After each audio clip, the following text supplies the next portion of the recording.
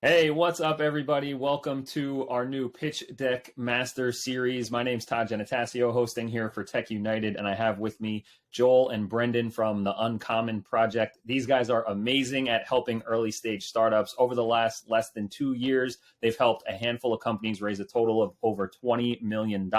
So I'm really excited to bring their expertise to you guys so we can learn about best practices, biggest misconceptions, biggest mistakes, all that kind of stuff that's holding your startup back from raising the money you want and attracting the customers you want. So welcome, Joel and Brendan.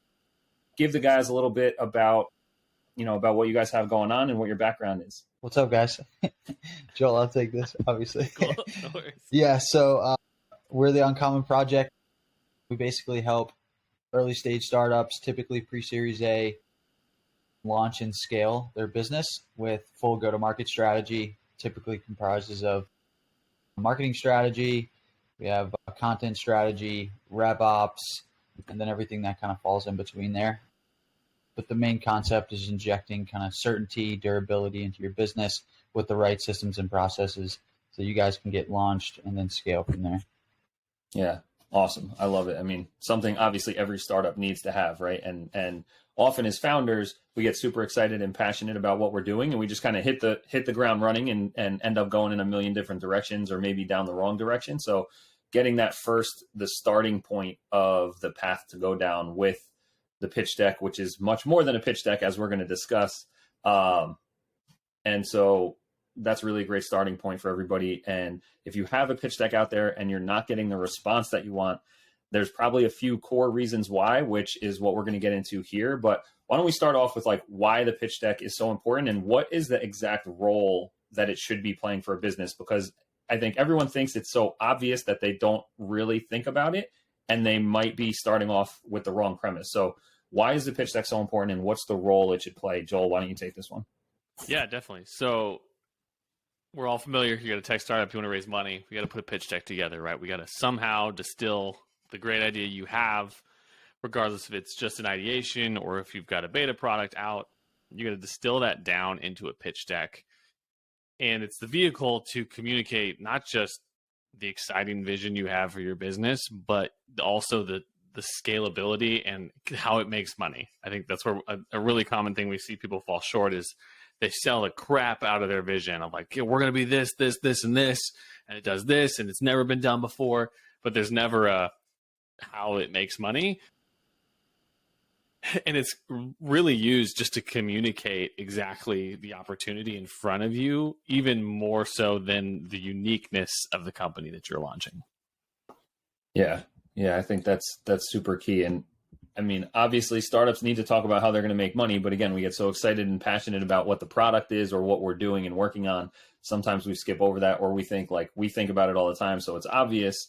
But being able to communicate that in a clear way that makes sense, because an investor's goal is not because you have a cool product, it's because they need to invest their money to make a return. And, hopefully they have other missions and values along with how they're investing their money. But really, if their investments are not returning money, then they're not going to make those investments anymore. And they need to be smart about what they're doing. So you need, as a founder, to communicate how you're going to help them on their mission of multiplying their money through your business, right? So I think another thing, we've talked about offline is that different stages of the journey require different approaches to the pitch deck. So what's your take on that? And what should founders think about based on what stage they're in? What should go into their pitch deck? For sure. I mean, so we can just focus on the stages of actually raising money, right? I think we get caught up I need to put the perfect deck together. I want to send it out to the investors. They're going to invest. They're going to read this and they're going to write me a check. We're golden. It's that good. If you think through any sales training, and Brendan, you can jump in here too if you want, is you actually, the first version of your deck is completely designed to get a meeting. That's the goal, is you're going to send this in an email.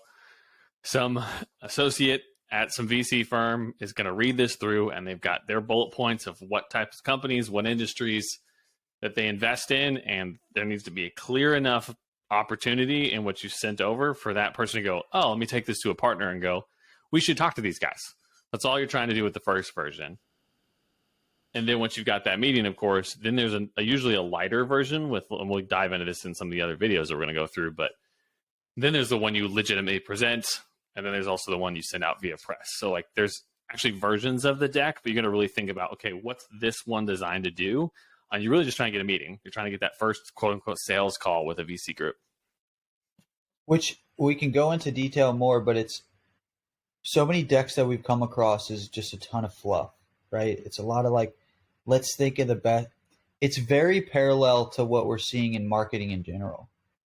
Like people are so tired of seeing the BS marketing lingo. Like they're just sick of it. And investors don't have time for that. Like they just don't. Like they want to know, what do you do? How is it different than others? What's your acquisition plan? And how you're going to make money? Like just tell them those things, right? And I think the difficult problem that a lot of founders will come across is they're very product focused, typically, at least the founders we work with. And so they don't have the answers to these questions. So they just brush it under the rug and they think if I just design this better, or if I throw this lingo about our vision in, it'll mask all that. And it just doesn't. Like investors want to know, hey, how is this going to benefit me and my portfolio? And what's the vision? Not only what's the vision, but what's the clear path to get there? Yeah, I think that's huge. Like masking, trying to hide the fact that you're not talking about the acquisition stuff because you're just trying to put the vision and product together is big. And I think, Joel, what you talked about is like having different types of decks. And this is the problem too. If you find this from Googling and you're finding this video, we can help you a little better. But when you generically just search on Google for like pitch deck examples or how should I put my pitch deck together, you're going to find a lot of different information. And some information is going to say like, oh, you need to have all this content and detail in your deck. And then you'll find other ones that are like the best pitch decks have 3 words per slide. And in reality, those are both accurate, but for different situations, Joel, like you said. So you need to have a version that has a lot of content and explains everything because you're emailing it to someone, versus having the deck when you're presenting either in person or on Zoom, where it's much more simplified because you want to be communicating and conversing with people as opposed to them, you're just reading off the slides that are on the board, right? So I think those two things are huge as well. And we'll get into details. So make sure you guys are subscribed at techunited.co/pitch deck, because in future videos in this series, we're going to get down to, what exactly should be in those decks in both versions. What slides do you need to have? How do you communicate those things properly? So make sure you're subscribed there. Another thing, Brendan, you kind of touched on that. Another misconception that you guys have told me about is really going hard on the design and what it looks like, and really how much does that actually matter in the process? So this is a tough question for me to answer because I love design, like aesthetically pleasing anything. I'm super into fashion. I'm super into design. So this one's tough because if the design takes away from the subject matter, it's wrong. I like when the design is based around a really kick-ass brand kit that was created, and you're just leveraging that brand kit throughout, so it's concise. That's when you use design correctly. If you're using too many visuals and it's hard to understand, it goes back to simplification. Like, present this to them in a way that a third grader could understand what's going on in the deck. And it can look pretty. It doesn't mean it can't look pretty. It's just a lot of times, I think, to use that word again, mask, a lot of times people will use design to mask the things that they don't have in there. It needs to be focused around the subject matter that's within the deck.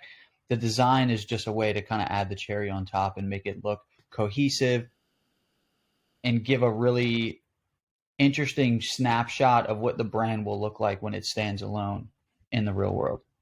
Yeah, it's also like, as tech founders understand, I'm sure most of y'all listening, is you've designed the UX and UI of your platforms and your products. The rules of UI and UX, like really, really good UI and UX, you don't notice because it's seamless and it's intuitive. It's the same thing on your deck. Like really, really good design, you're like, oh wow, this looks nice. That should be it. And then they're digesting the information. You don't want to pull them away like, I don't understand that graphic. Why do they use that image? Things like that. The loudest deck we've ever put together was simply because I don't know, can we attach an example?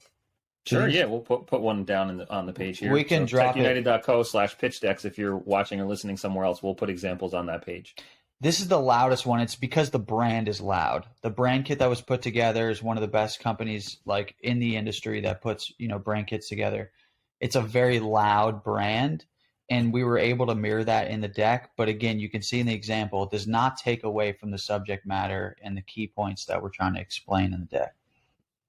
Yeah, that's awesome. All right, so I'm super excited. We went over some of the baseline stuff here. The rest of the series, we're going to dive deeper into the mistakes and misconceptions.